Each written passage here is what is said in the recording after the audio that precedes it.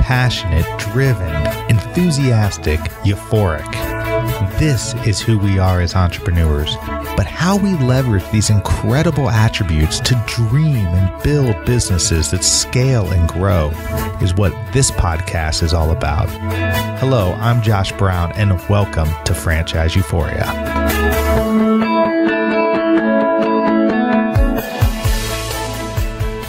Hello and welcome to Franchise Euphoria, the podcast focused on helping people find success in life, business, and franchising. Today, I am over the moon to have Jaime Tardy on the show. Jaime is a business coach and speaker that helps entrepreneurs reach their goals. Jaime and I have never met in person, but I consider her a friend and a mentor, as I've had the privilege of speaking to her numerous times. And she was instrumental in helping me get this podcast up and going. Instead of just reading off all of her accolades, which, trust me, there are plenty, I want to start off this show by reading a paragraph from her new book, The Eventual Millionaire, which I believe captures the essence of so many people who are stuck in chasing the wrong dream and provides great insight on how to find a way out. So here it is. Quote, I gave up my goal of being a millionaire while I was figuring out how to love my work. During this time, it wasn't about the money, but about getting to a good place in life. My goal was to find something I loved. I wanted my own business that would grow into something bigger. I wanted to find something where the income was not capped. I wanted to help people. Only later, after finding the work I loved, did I realize I could add that goal of being a millionaire back. However, I want to do it on my terms. I wanted to live this life to the absolute fullest, retire with dignity, and do amazing and wonderful things. I wanted to become a better person by learning to deal with challenges. I wanted to help more people. Wow, Jaime, what a quote, what a book, and how the heck are you? Man, that was a really good introduction. Thanks so much for having me on, Josh. Well, no, that's awesome. I love the book. I love your podcast. I love what you're doing. And before we dive into all of that, please tell the one or two people out there who may not know much about you or your backstory a little bit about yourself. That's hilarious. Yeah, there's only a couple in the world that don't know about me. So the premise of Eventual Millionaire goes like this. When I was 8 years old, I wanted to be a millionaire. And I know that's really weird. I was like a little girl growing up in the middle of nowhere in Maine. And I think it was because my parents didn't really have a lot of money. And I sort of saw that as an outlet at the time. But I remember my mom saying, well, then you should marry a rich man. And I write this story in the book because, at the time, I think I was like 8. And I was like, boys are gross, Mom. I'm going to do it myself. Right? I can totally picture myself as a little kid. And so that really set things up. And that's exactly how I found myself in that paragraph that you just read, right? I had worked so hard for the money and I was technically successful, quote unquote, right? So I had a great 6-figure job. It was I made just at $100,000, but I got to say 6 figures when I was 22 years old, which was huge. I used to travel around the country. It sounded like I was awesome, apparently. But it turns out I was not happy at all. And it's sort of like that quarter life crisis, right? You've worked so hard growing up, going to school, right? I had just graduated from college and realizing, oh, shoot, maybe I didn't pick the right thing. And so realizing that you're not happy is tough because, again, you've worked so hard trying to change that course. Seemed almost impossible when you're there. And thankfully, once you're past that, right now I can look back and go, oh yeah, I'm really happy I did that. But at the time it was ridiculous. And so being able to sort of tell my story and explain to people, because I also paid $70,000 off in debt because I was in tons of debt also, even though I made a bunch of money, and being able to tell my story and help other people realize that, it's not about the money. It's very important. Don't get me wrong. I think we all have to be millionaires in order to retire. Okay. But long term, it's really, really about your life and how important is it to you to live a life that you love? And so that's sort of the story. An eventual millionaire, I like to say, because most people just assume it's about the money. We have t-shirts that say Eventual Millionaire. The book is Eventual Millionaire. Everyone just assumes that it's about the money. But the reason it's not instant millionaire, it's eventual millionaire, right? And so I coined the term eventual millionaire as somebody who has the goal to be a millionaire eventually, right? That makes sense. But they want to do it on their own terms. They want to have an enjoyable life and an enjoyable business, because the people that I talk to in the book and are all business owners. I was a business coach before I ever started this podcast interviewing millionaires, and reading the book, The Millionaire Next Door by Thomas Stanley, which is a great book also, talks about how most of the people that he surveyed were business owners. And so the eventual millionaire sort of encapsulates that, because I really feel like being a business owner gives you that freedom and that life more than just working for someone else, if that makes sense. Oh, yeah. Wow, we got some drag racing going on. Seriously, wow, that was pretty good. That was great. Well, so tell me this, Jamie, because I think that it's one thing to come to a decision when you take that job, whether you're out of college or, like a lot of my audience, they're stuck right now in a corporate job. Maybe they've been there their whole career, but never been satisfied, never really either had the ability, had the courage, had the guts to go do what they really wanted to do. But now they've got a nest egg, and now possibly they want to take that opportunity. To me, it just takes a lot of courage to then make the decision and move forward towards that next step. How long did it take you before you realized, wow, I'm not thrilled with the course I'm on, to be able to say to yourself, okay, this is what I'm going to do to make myself happier? Yeah, a lot longer than you would assume, right? Wow, what the heck is today is crazy. I love that. That never happens. I do podcast interviews. Can you just reassure me that you're not riding on a motorcycle right now? I know. I'm cool. I'm on a motor. Yeah, that would be way better. It's so funny. It's a gorgeous day here in Austin, and there's a stop sign sort of close and like a pond next to my house. And so apparently people are, excited about the day too. I don't want to be drag racing. I don't know. I love that. Anyway, side note, right? So I think one of the things that's funny about the question you ask is that you hope it takes an instant, right? Oh, I'm unhappy. Let's do something about it. And it never ever does. I mean, in the people I've interviewed and in myself, my dad always told me to work for myself. And I was like, yeah, but you don't understand, Dad. We have to go into corporate. You have to get a good job. Like the security is there, all that fun stuff. And then my husband for a very long time also was like, you hate your job, quit. And I'm like, you don't understand. I have a stable job. He was a performing artist, and so he had a very variable income. And I was like, I have a stable income. I'm not giving that up, right? Yeah. And even if I hated it, I mean, it got to a point where like I was miserable. I was working so many hours a week. They would call me on Friday and go, oh, you have to fly out this weekend. And I'd be like, I have plans with friends tomorrow, Saturday. It's supposed to be my day off. And they'd be like, well, a customer's really upset, so we need to fly you out there to make them happy. And I'm like, seriously? Like, I don't have any control over my life and my time. And I did that for it felt like a very long time before I had the realization, like, okay, I have to do something.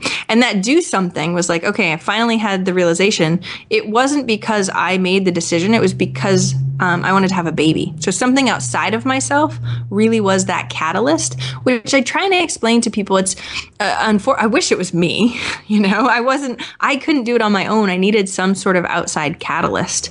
But it's really interesting. The people that do it on their own, it takes them a little even longer than they'd probably want, because it's scary to do that, right? It's risky, so you think. So you're betting on yourself. And while you might be amazing and you're amazing, if you've never done something before, right? How do you know you're going to be amazing at it, right? If I made six figures, or if the people that are listening right now are doing really well for themselves, it's hard to leave that. It's even harder to leave that than if you had a crappy job that you made no money at, because there's money there, right? I talk to a lot of people who are like, oh, we're doing pretty well. We have some cash. Leaving that feels really weird, not only for what the heck are you going to do next, but also because we define ourselves based on that. When I quit my job, I remember going, well, I was the girl that was really successful, that made six figures, and now I'm not. And that was a really hard challenge for me, actually, to tell you the truth. I was like, that was part of my identity. And when I sort of stripped away that was really hard to deal with too. So there was a whole bunch of pieces that you kind of, as you're going through, crop up and you're like, oh no, this is hard. It probably took me a good year and a half before I actually quit my job. And that was only after, paying off all my debt, $70,000, and having a baby and having 6 months of expenses in the bank before I was like, okay, I think at least if I quit right now, I could have a whole year, because my husband was working. So we had, almost a whole year included if we used our entire emergency fund. And that was enough safety for me to finally go, okay, I'll bet on myself for a year and we'll see how it goes. And so it took a lot longer than I ever wanted it to, but at least I did. And I think that's what matters. Well, and I think an important point on what you're talking about is that you did it in a smart way. I mean, you didn't just haul off and just say, nope, I'm not traveling this weekend. See you guys. I quit. And just try to do your own thing. I mean, you had this thing mapped out. You planned it out, and you paid off your debt, saved up money, and then put yourself in a position to move forward. And I think that's an important point, because a lot of people don't do that. And a lot of people just hear success stories like yours and others, and they get the false notion that just winging it is the way to go. And while some people do that and they have great success, and that's kind of inspiring and it kind of gets people going, it's really not the preferred method, I wouldn't say. Well, and they don't tell you about the sleepless nights and you know what I mean, all that stuff that goes along with that too. Success stories are really easy to hear after the fact, right? Look at all those people that didn't. I'm a planner just in general. And so, yeah, I wouldn't have been able to feel safe if I didn't set myself up that way. Now, the interesting thing is I get this question a lot. I'll ask a question to myself, right? I get asked about the millionaires, because millionaires seem like they're riskier than other people, right? Is it that they're riskier, or are they entrepreneurs that are willing to take more of a risk?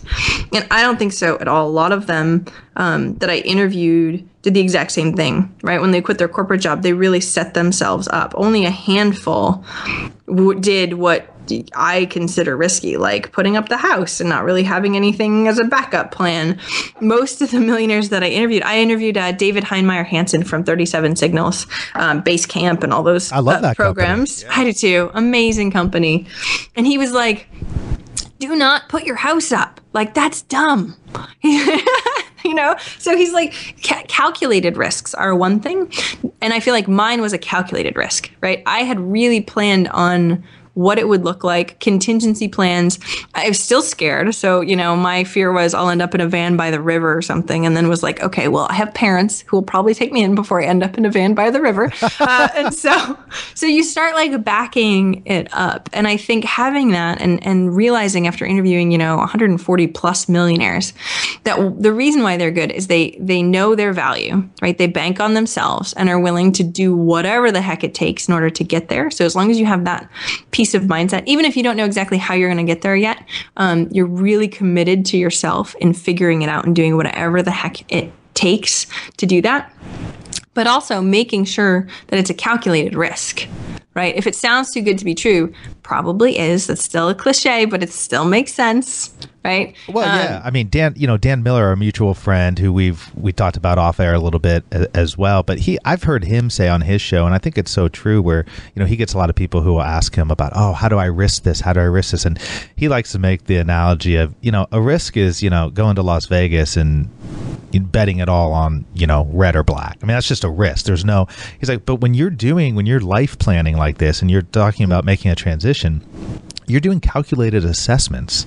And so there's risk involved, but it's a calculated risk, as you said, and it's not irresponsible. And there's risk every day when you go to your corporate job. I mean, exactly. You think you're safe. Somebody else makes the decision on your life with something like that. And it's happening more and more and more. It's just a feeling of, feeling that safety. But I think it's important that, obviously people understand too, and I don't know what you think about this, Jamie, but I know, even with myself, I mean, look, there's days, and I love being an entrepreneur. I love having my own businesses. Love it, love it, love it. But there are certainly days where you sit there and go to yourself, gosh, it would be nice to know that I'm getting that check every 2 weeks. Definitely. It would be nice to know that, my benefits package is, X, Y, and Z. And so there, it's not like you just flip the switch and you never look back, but it's a balancing act of saying to yourself, I mean, for me, I finally decided to pull the trigger after years of probably driving my wife crazy. And she was actually the one who said, go and do your own thing. You're driving me crazy. Because I always kind of wanted to, and I couldn't figure out why I was always would find myself unhappy at other law firms because I wanted to do it my own way. And so finally just, being able to do that was magical, but it takes time. And it's like people talk about, the 10-year overnight success, right? I mean, it's exactly. And it's not all happy times when you're doing it either. I mean, I think that's a huge point that you make of going, yeah, sometimes you're like, wow, this kind of sucks, right? And a lot of entrepreneurs, especially when we talk about success stories, we don't like to talk about that stuff because we want these people to be able to do it. And when you start telling them the truth, maybe they won't do it. No.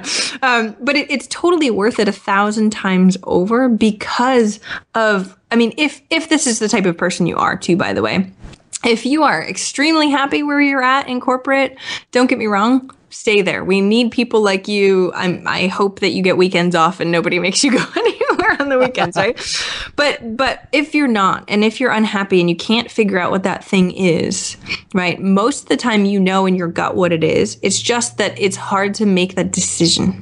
Like you said, right? You had your wife reminding you over and over and over again. And I had my husband doing the same thing. And I was like, no, you don't understand, because apparently I didn't take good to criticism. But being able to have somebody that supports you, call you out on some of the stuff that you know is true is way easier to sort of see that as being true. Instead of you being stuck in your head like, I'm not good enough, I suck, you know what I mean? Who do I think I am? Like all these questions come up just because we're human, and they do. Even if you're super successful in the corporate field, if you've never done it before, it's hard to know on whether or not you'll be successful. Yeah. And so knowing that going into it and talking to people and listening to stories like this, of course, of going, yeah, I sucked before and I didn't know what the hell I was doing. Yay, but I did it. That's good, right?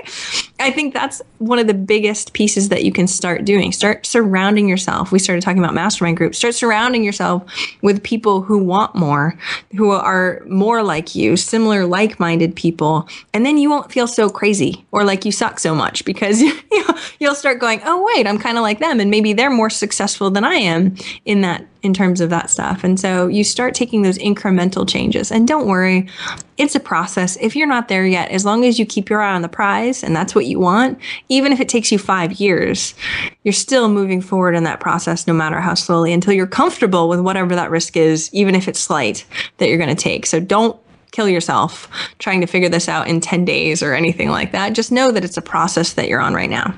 Well, I love how you mentioned process, because of course here at Franchise Euphoria, we are all about process.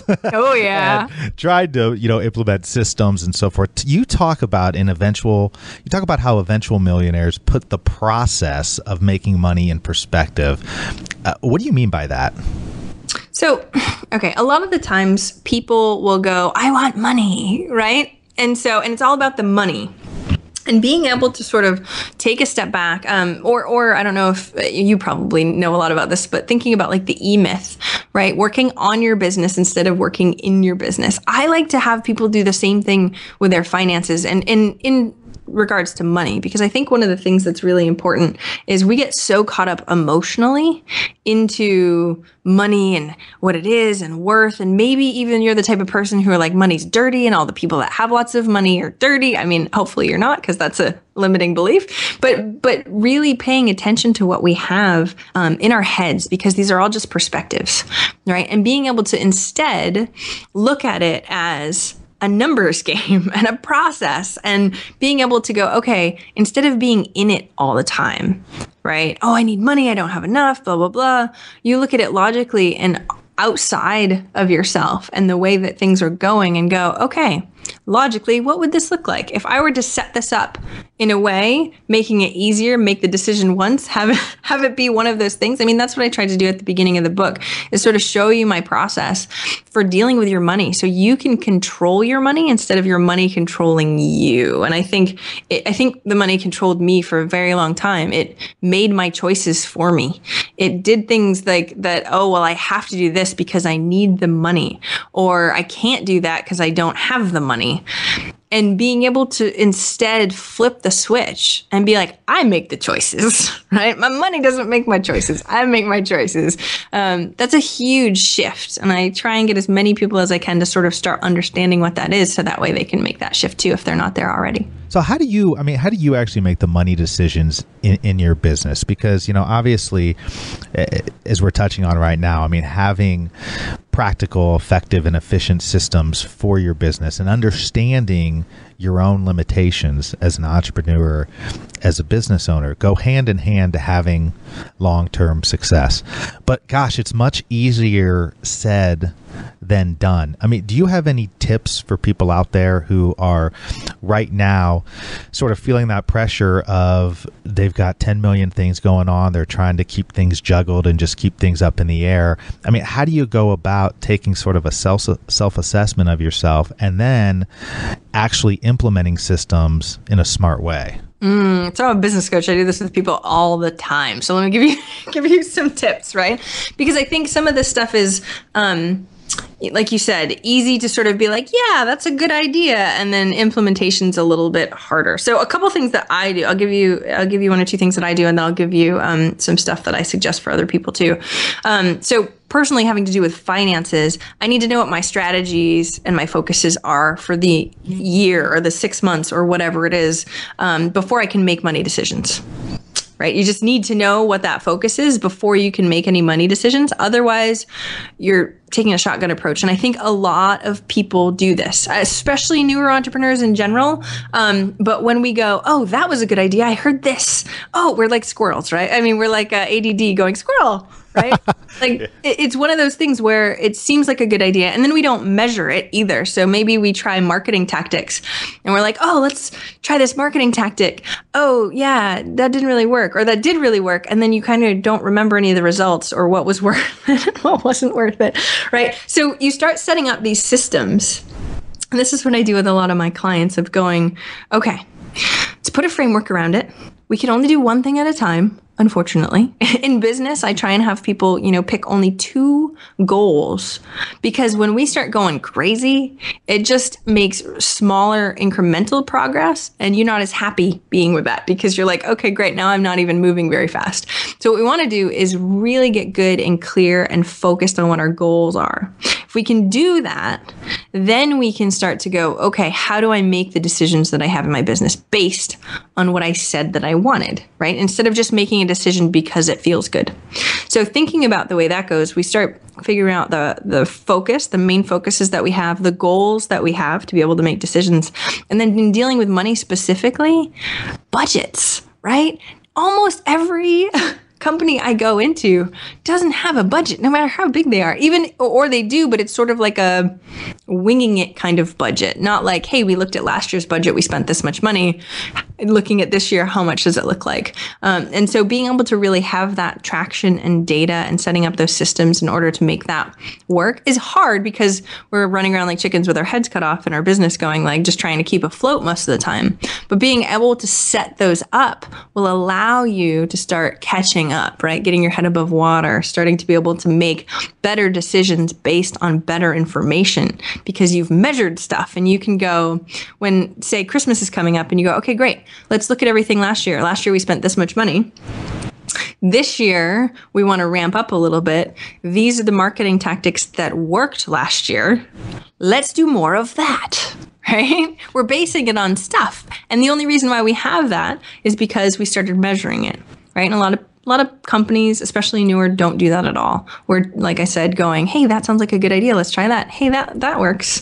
Let's do that, instead of really coming from a basis. And so being able to sort of systematize the way you run things, makes it so you don't have to make as many decisions every single time. You know this, Josh, right?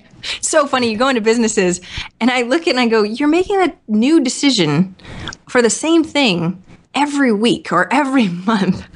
Whereas if you put a process in place, you will not have to be making that decision. It'll already be made for you, or your employees will know what it is, or something like that. So being able to have that piece takes your decision-making capacity way lower, thankfully, because entrepreneurs, we only have so much capacity for decision. I know, because when we moved, we just recently moved to Austin. So we moved to Austin. I had the book launch 2 weeks later. We sold the house beforehand. So we were like pretty much homeless, living with friends. We were sold everything we owned. I spoke in Vegas for a week while we were homeless. And then we went on a Disney cruise because my husband performs there at the same time. And I'm going like, there's way too many decisions in that. Like, where are we going to live? Number one, like all of these things. My brain was fried, especially after the book launch when everything went crazy. God. I was like, how many decisions did I make in the past month and a half? It was ridiculous, seriously ridiculous. And so I could tell at the end, my decision-making skills were not as good as when I was feeling good and fresh and felt like I had something to go on. So being able to even pull that out, think about how many decisions you're making and how we can stop that a little bit, make one overarching decision so we don't have to continually decide. That's what having budgets and doing all that fun stuff in your money. If you've decided in advance when that, even in your personal life to make a decision, when you're at the checkout and you're like, ooh, this looks good. If you've already had that plan in place where you're like, yeah, I'm not going to buy any extra crap this week. Like that's just not in the budget right now. Then you don't do it. Right? The decision's already made for you, so you don't have to worry about it as much. Well, sometimes you do, but, most of the time you don't. Well, it's like you'd mentioned Michael Gerber, who obviously I love him. I love his book. It changed my life, The E-Myth Revisited. But, I heard I watched a video on YouTube from like years ago that he gave us an amazing presentation. It was like 30 minutes long, and I think it was from the 80s, and it was great. But he was talking about, he said something to the effect, and I'm paraphrasing here, but it was like, people go into business for themselves, and then a lot of them realize that they're working for an insane person. Themselves. Mm-hmm. Exactly. They're working for the worst person in the world, themselves, because they don't know what to do. They don't know how to do things. They're like you said, you're scattered. You're all over the place. So I think that's really, really great advice that you gave, and more people should do that. I think it's difficult when you're first starting out because a lot of times you just don't know. You don't have that track record, right? I mean, you don't have that measurement, but certainly, you should err on the side of being conservative, I would think, when you're first starting out. And then at the end of a year, at the end of a quarter or a couple quarters, take a look back, and now at least you have something to measure things by. Exactly. And the funny thing is since we were talking about risk before too, the people I interview are able to risk a lot more, or what looks like a lot more, right? Putting somebody who has a net worth of, $300 million plus is like, yeah, I'll totally put 10 grand on anything, right? Like 10 grand is almost nothing when you're thinking that huge. And so their decisions are different than the decisions that we make and what we're doing based on that side of the coin too. And so, but you won't be able to get there until you make the decisions now that are really important. So we're all growing as people, right? And so as you start moving forward, things start changing. Yes, you can risk a little bit more because you can bet on yourself probably a little bit more. And that, again, is all just a process. Well, and so, I mean, you as a business coach, you have to, I imagine, deal with mindset so often. I mean, mindset plays such a key role in the ultimate success of a business owner. I mean, what are some effective ways that you found to help business owners maintain a positive outlook during the most trying times? As we know, it can be difficult. Totally. Yeah. And you can't just go, hey, look at the bright side, right? Like, doesn't always work so well. It's hard because you have to sort of define it though too, because thankfully I work with some amazing people, and being able to work with these utterly amazing people who have positive attitudes in general is very different, right? Than trying to work with someone who is depressed anyway and trying to pull them out of that. So they're coming from probably usually a good mindset in general as far as a positive attitude. So they got a really good place to start. But yeah, everybody gets down once in a while, or you try something and it doesn't work the way you wanted it to. I mean, me too. I have a business coach and sometimes she's like, and that's okay, Jamie. And I'm like, yes. Okay. I know that's okay. A couple of the things that I try and do for clients is remind them of the vision, right? And to really show them, especially if we have a long-term vision in 5 years, how much does this really matter? The thing that you're going through right now, how much does it really, really matter? And I like to ask my clients, do you think you'll remember this 5 years from now? Right. And so if it's something like you lose 2 clients and you're like, oh my gosh, now I'm a little scared or whatever it is. And and like right now it feels really important, but 2 clients later, when, next month, maybe you'll get 2 new clients. You'll be like, oh, I don't know why I was really worried. I'm all set now. Right. And 5 years from now, you won't remember that at all. So I either do that side of the coin of going, you know what? It's really not that big of a deal in the long run. Yes, you definitely have to work hard and get past it right now, but you will, because the people I work with are amazing people. So I can wholeheartedly say, well, you're going to get past this because this isn't going to stop you, and then move through it anyway. And then the other piece I like to do, I do this for myself mostly because I'm a big, I love like astrophysics and the universe and all that stuff, and realizing how insignificant we are, which is kind of funny, makes me feel better, to tell you the truth. So like I was thinking about it the other day. I know I am the crazy, insane person I'm working for, but I remind myself of this. I've tried it with clients before. It doesn't hit the mark as well as it hits for me, but I'll say it anyway, just in case. Because when you're looking at you and in your head, you are the most important thing, right? The thoughts you think, the situations you're in, it's sort of the what's in it for me, we care about us because we have to care about us.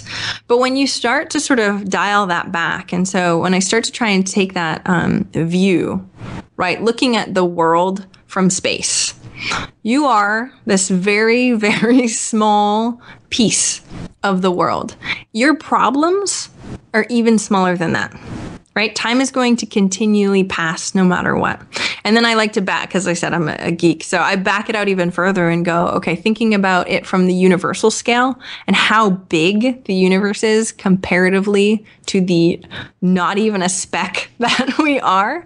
Like our problems are nothing in the amount of time that there is in the universe and the amount of space that there is in the universe. So if it's really not that big of a deal on how this turns out in the long run, then it's okay. Like this is going to pass no matter what. It's a very small and insignificant thing. Even if my perspective right now is like, oh my gosh, this is amazing. This is the worst thing that's ever going to happen.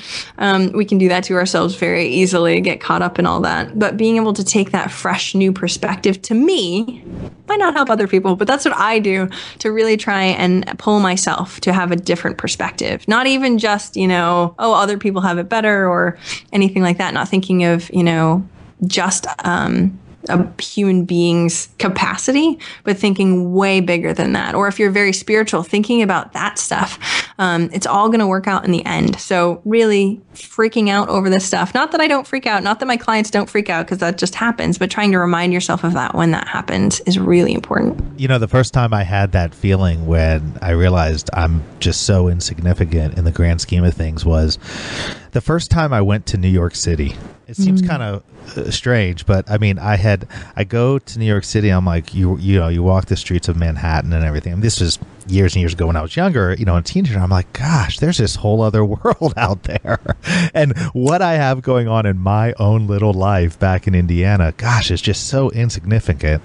Now, at that time, I don't think I had the wisdom that you had to basically look at it. I was like, wow, what I'm doing is just nothing.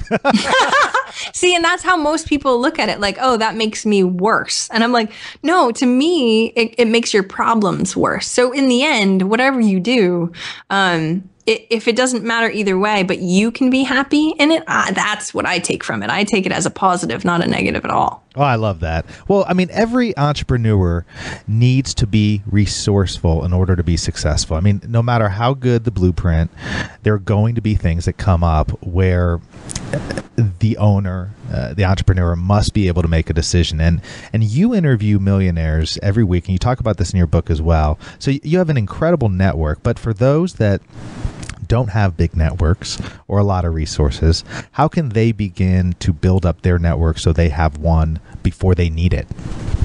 And let everybody know, 4 years ago, I had zero network. I lived in a small town in Maine with 2,000 people and nobody was in business in my town, pretty much, maybe two.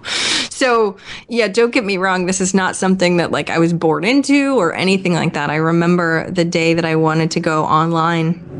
I was working locally as a business coach and was like, wow, I'm spending so much time driving around the middle of nowhere in Maine trying to find people to sell coaching to.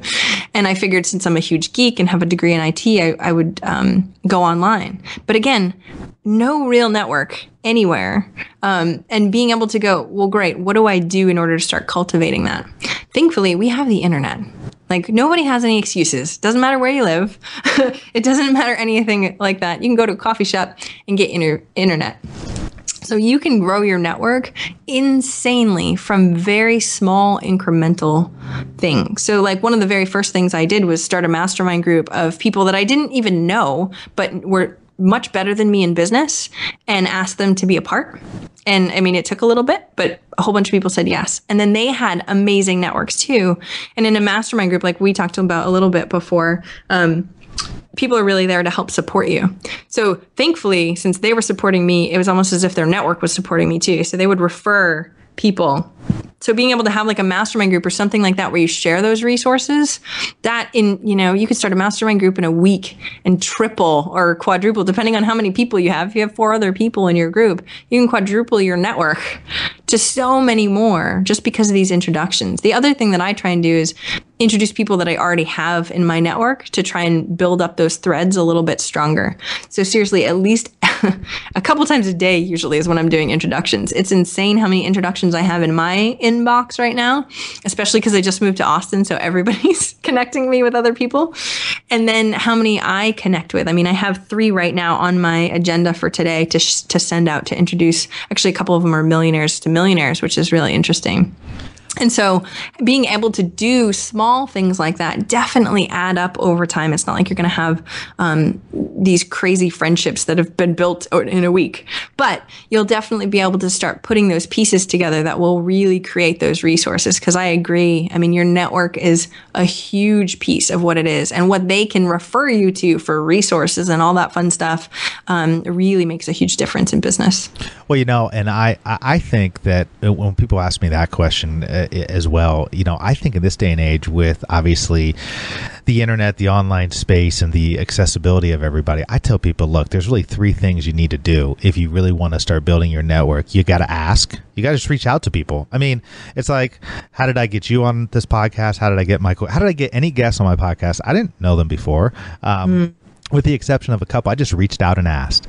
You have to do it in, I think, an authentic way, and you have to follow up. So I just really think doing that, gosh, you can build up a network fast now. And I don't know, what you think about this. I know you have to run in a couple minutes. So I just have a couple more questions, but I just think where everything's going online and with small businesses, I mean, people are always wondering, oh, what's the next tactic? Oh, how do I do this? How do I build up my resource? How do I build up my network so I can do X, Y, and Z? And I think the answer now is you got to engage, but you have to engage in a very authentic way, really being yourself. Sorry. That's hilarious. Is that a cue for me to stop talking? Yeah, I have a little button here, Josh, and I'm just pushing it whenever. I love that. But I mean, I just think that's where it's so easy now that it's almost overlooked, right? I mean, but some people just aren't outgoing like that. I mean, I think you kind of have to have a little bit of the go-getter in you to go out there and reach out and ask people. But you can really build up a network now for cheap and build up, because it just takes, like you said, I mean, with a mastermind group with a couple connections, and then they make connections and they make connections on top of that. It's amazing. Just like with money, the compounding effect. Yeah, right? Exactly. And I just interviewed a guy, his name is Nick Webb, and he's a futurist. And it's really interesting to chat with him about 3D printers and all that. And I was asking him, what does the next, 10 years look like, 20 years look like in business? And he was, I mean, this is what I think, and this is what I'm sure you think too, is that those communities, everything's getting smaller. in terms of how we reach out, how we talk to people. We can talk to people with Google Hangouts across the world, right? And thankfully, because we're doing some amazing things in technology, and being able to know in this vast world, as we were talking about how amazing and vast this is, to find those people that are like-minded. Because what we want as humans is connection. Right. Yes. That's one of our core things that we need. So whether you're an introvert or an extrovert or whatever, we need these connections. We might go about getting them a little bit differently, but thankfully now having these connections, like we were talking about before, having these communities that we can be a part of people that have like minds, that's the stuff that's going to change the world and change business, right? So if you can get all these people, some people say like one person can't do very much, but you get like-minded people in a community that really have a voice. I think that's where things are going. And that's what Nick Webb was saying. He was like, communities for businesses are going to be where it's at. It's no longer about advertising. It's not going to be like, hey, Coca-Cola, go buy this stuff. It's about how do we together connect and how do those connections work? And that's how we're going to make our buying decisions way more, right? If somebody in your network recommended something and you solely trust them, well, then you're going to say yes to that. Probably even on Yelp, right? We're doing this already on Yelp. We don't even know these places and we're like, I want that one because all these people said that they wanted that too, right? And if they're like-minded, you start reading the reviews. If they're like-minded like you start to add it all up. And I think seeing those pieces, that's what's going forward in the future. And businesses need to make sure they're coming up to speed on that, right? I have a client who does a lot of TV advertising and they're like, oh no, the TV advertising is sort of not working out so well, right, anymore. And so what is that next big thing, right? Because some of the stuff that was working in the past isn't working so much anymore. So we need to make sure as business owners, or even if you're in corporate right now, we need to make sure that we're adaptable and can start seeing what these changes are that are coming up and start moving. It's all about connection, I think, in the next 10, 20. I mean, it's forever, I think, but we're able to do it much better now with technology. It's connection, community, storytelling. I mean, even where direct marketing and traditional advertising works, it works best now where it drives to a community or it drives part of a community. And so I think that, I could not agree more with that. And I think that, in the franchise world, they are slow on the uptake on this. And I see this in a lot of businesses. They're just not doing enough right now and not focusing enough on it. I mean, at the end of the day, business, the internet didn't reinvent business, right? I mean, people do business with those they know, like, and trust. And now, though, I can find somebody I know, like, and trust, like yourself, who I've never met in person, or somebody in China or Tokyo or wherever it may be. So it's these hyper localized networks and not localized by geographic. There really are no geographic boundaries anymore. So I completely agree with you. I think that the businesses that are smart enough to realize that are going to be the ones that really prosper in the future. I agree 1,000%. Hopefully we're here helping people start trying to think a little bit differently, because that's the way things are going. I hope so. Jamie, you have been awesome. It's been great to interview you. I know we could talk for a long, long time about all this. I mean, take a minute to tell people where they can get the book, because the book is just really, really good. And there's just so many good pointers in it that it's hard to capture in this interview, but also where they can find you and other things you have going on. Of course. So 2 different sites. One is my main site, which is eventualmillionaire.com, and I have all of the millionaire interviews there for free. They're all on video. You can take a look. There's transcripts there too, so you can scroll through all that. But if you want to get the book, which is sort of accumulation of all of those interviews and what millionaires think about goal setting, what they think about fear. I talk about at the beginning of the book my story and what I did financially in order to pay off all that debt and all that fun stuff. And so you can get that book at eventualmillionaire.com. I know, very creative URL, theeventualmillionaire.com. But the other thing that's on that site is the starter kit, which is all the worksheets that are compiled in the book. You can actually download them. So if you want to know how to ask someone how to be in your mastermind group, because we talked about that just a little bit, there's a template that's in the book, but you can download it on that starter kit right now. So if you go to theeventualmillionaire.com, you can get the book there and also the starter kit for free. Well, that's fantastic. And I'll also put a link up in the show notes once this goes up so that people can go there and get the book as well. And thank you again, Jaime. And I know we will definitely stay in touch. Awesome. I can't wait to meet you in August in person. Yes, the podcast movement. That is going to be what a great event that's going to be. I think it's going to be fantastic. And for anybody out there who's thinking about starting a podcast, look up the podcast movement. That's going to be in Dallas, Texas in August, right? Yep. And it's going to be hot, so just be prepared. Yeah, it will be hot, but it'll be a great event. So thanks again, Jaime. Thanks so much for having me on, Josh. I really appreciate it. Yep.